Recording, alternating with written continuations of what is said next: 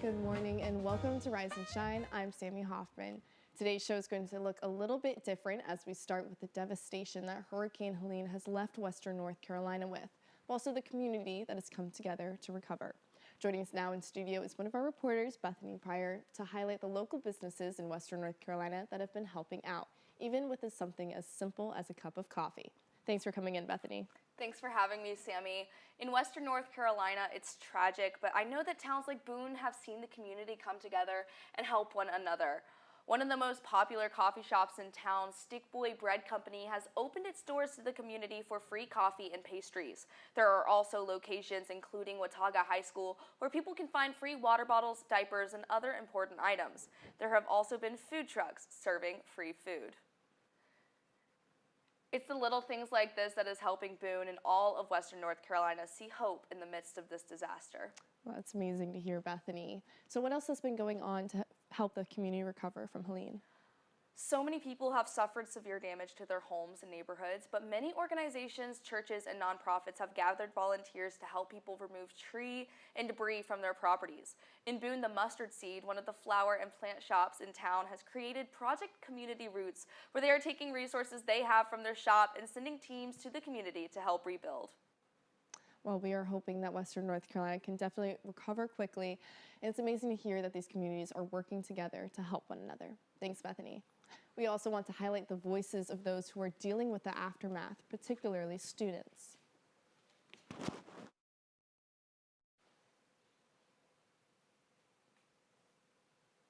They're going to be under a boil water advisory for the next probably month.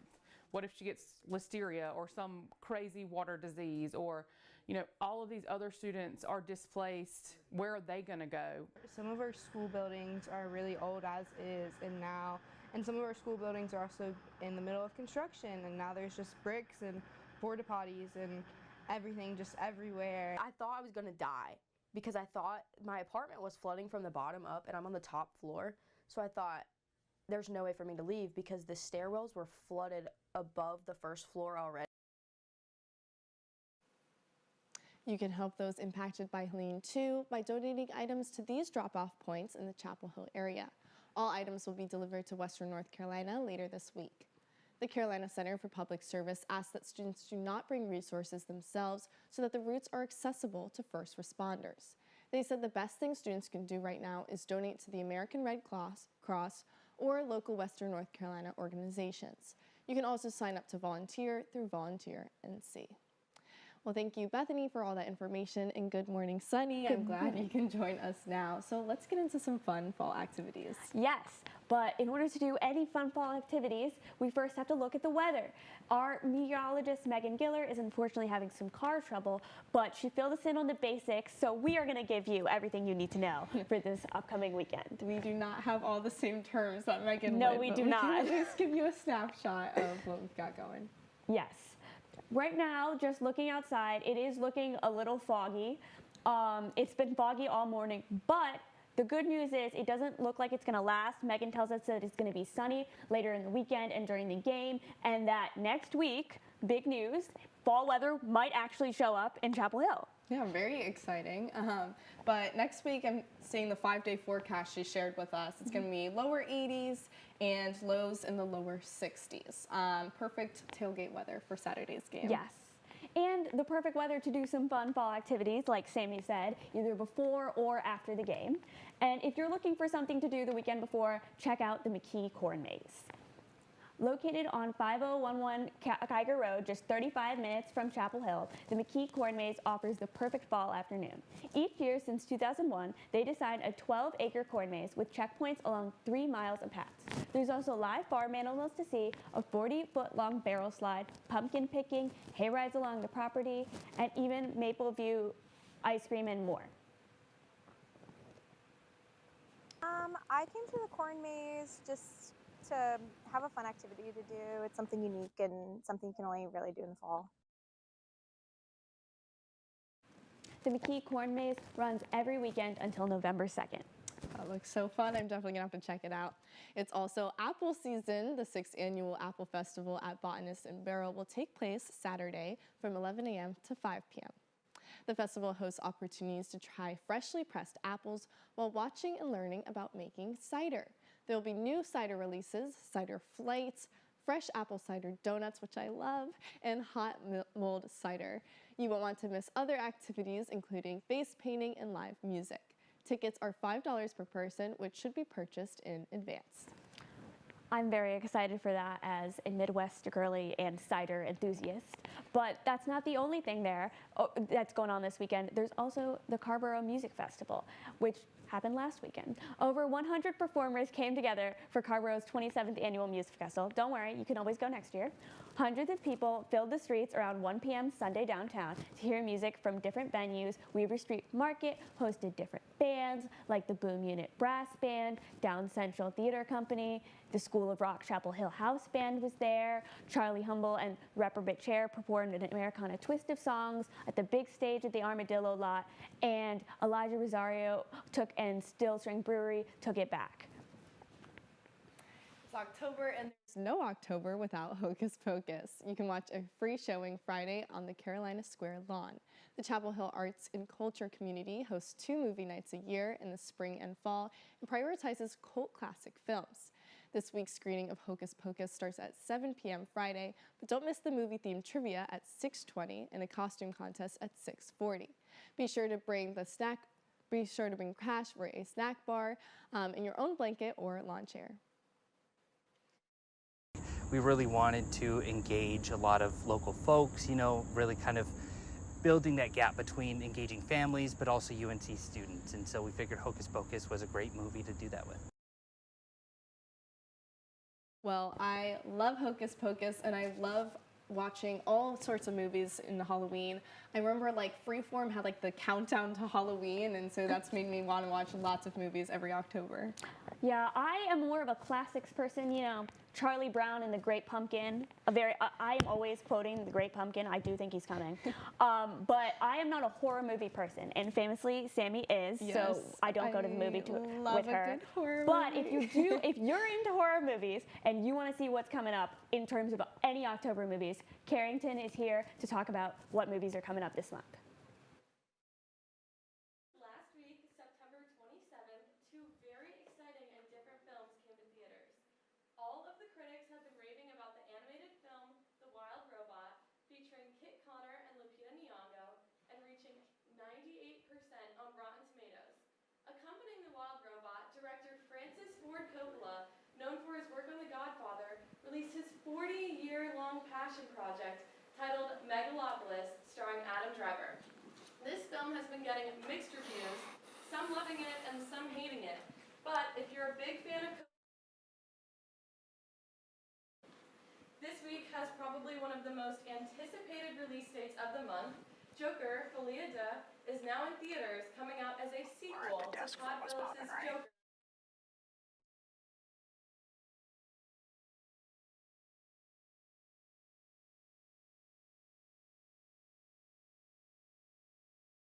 About the creation of the first season of Saturday Night Live, along with Andrew Garfield and Florence Pugh making their return to the screen in We Live in Time.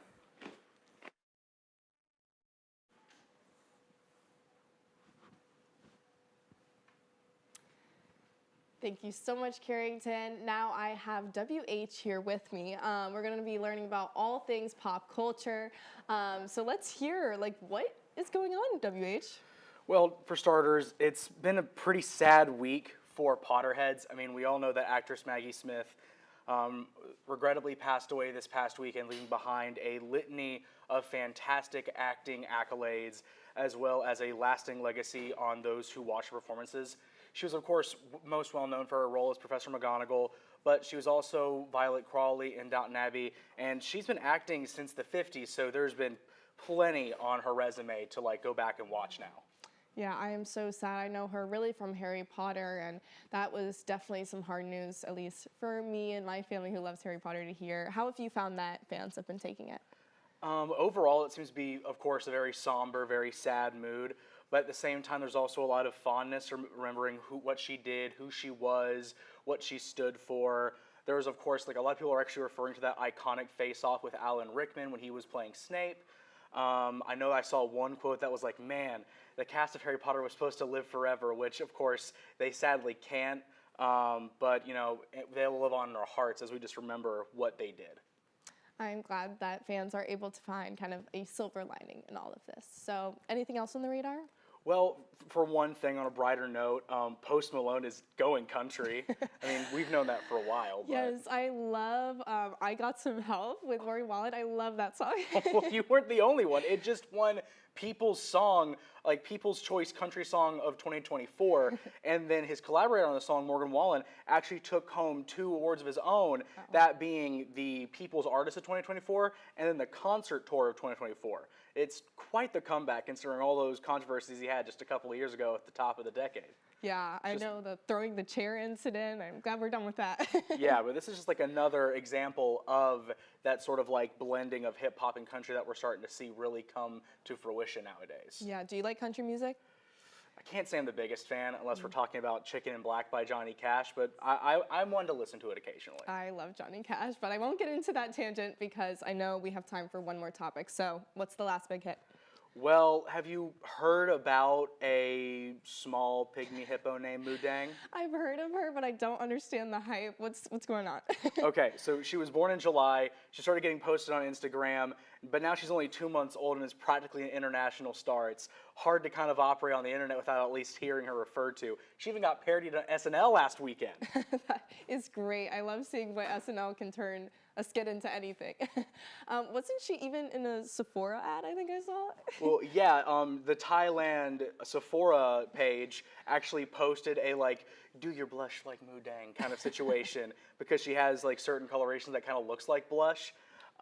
Did you know her name actually means bouncy pork? It was decided in a, like an online poll. You know what, I'm sure we could talk about her forever, but that's all we have time for. But thank you so much for joining us. Now we're going to shift gears a little bit to talk about something happening here, Pauper Players. By WH, I know he's got to run. But we're going to talk about Pauper Players. They have a performance coming Friday through Sunday with music and lyrics by Stephen Sondheim and based on the idea by Charles Gilbert Jr. The musical Assassins explores a group of historical figures who attempted to assassinate U.S. presidents and what their presence in history says about the ideals of the country. Now, if you are intrigued, we have director Bridget Bagley live in studio to tell us more, and another representative from Pauper Players. Let's hear it. That's right, I am so excited about this. Today we are joined by the director and assistant director of Assassins who came by. Thank you so much for coming. Yes, thank you. First of all, let's address the elephant in the room. The timing of this isn't ideal, given the serious sequence of events we saw play out over the summer. But this is something you guys have been working on for a while now. What can attendees expect when they go to watch the show? Yeah. I think that attendees and audience members, they will expect some bluesy Americana vibes and just the story of what the American dream looks like for a lot of people. What else can they expect from musical audience? Bluegrass is definitely a huge role in this play, and just a lot of other cool genres. The music itself kind of aids telling the story of each of the assassins themselves. So a lot to look forward to. There is. It seems great. Now, let's get a little personal. What about your roles and what inspired you guys to get involved as directing and really being in charge? Right. Mm-hmm. Yeah, I think what really inspired it was Gabby and I did a show together last year. I assistant directed her as an actor, and we came together at the end of last year. And we were like, what shows can we put on together? We know that we wanted to work with each other, and so we were just thinking of shows that we could do easily accessible for students, fun topics and things that meant a lot to us. And so we came together for that show, and it took about 13 hours to propose it and come together with all the ideas. So absolutely, yeah. I mean, it's just Sondheim is just an incredible composer, and we knew we wanted to do something from him. So that's kind of how we got to where we're at. Well, I will be there, front row. I'm very excited. I'm a huge fan of the Pauper Players productions, and Assassins is being performed at the Center Theater Company in Carrboro. Tickets are on sale right now. Going to see Assassins, though, isn't the only... Sorry, gonna cut you off, I think, Homestead due to time, but I want to thank you all for coming. Now let's go ahead and toss to our musical guest. It's Maddie Grace. She is a singer, songwriter, and childhood cancer survivor. She's set to release her second single, Golden Child, on October 24th, the date she was diagnosed with cancer 19 years ago. Maddie said that the song is about her survivorship journey and the expectations people had of her.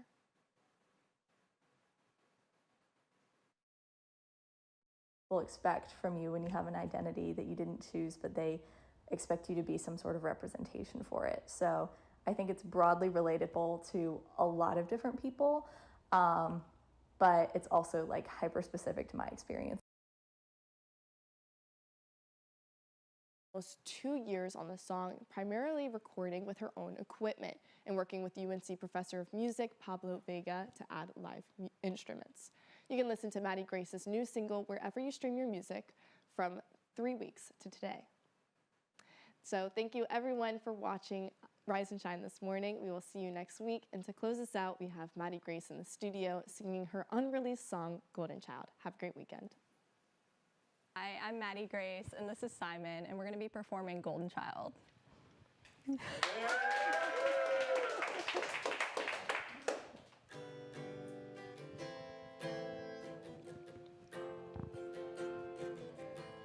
Are you hesitant to say my name like it can't be trusted? Do you think that everything's the same, like time went and dusted me off? Look, I'm just like a chandelier. You put me up here to light your way. Now it's safe to say that I never asked to be a voice or some spokesperson you give your money to. And don't you see, I had no choice. Campaigns won't make my scars undo themselves. And now I'm running out of things to say to make you smile. Don't you see, I'll never be your golden child.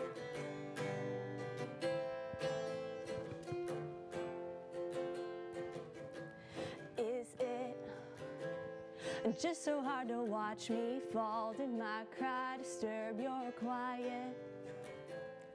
Does my hurt just stand too tall? A shadow cast on your